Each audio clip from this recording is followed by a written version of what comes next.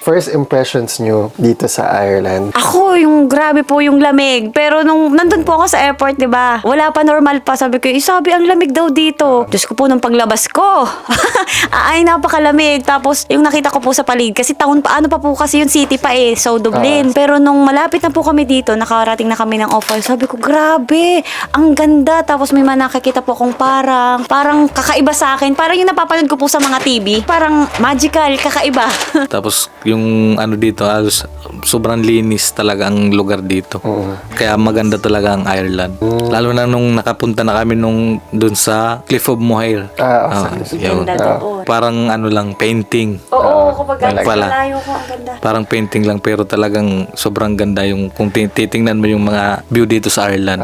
Before kayo pumunta ng Ireland, may mga expectations ba kayo? Ine-expect ko po hindi ko kakayanin yung lamig kasi sobrang payat ko dati. Mas payat pa po ako dati. Talaga? Oo.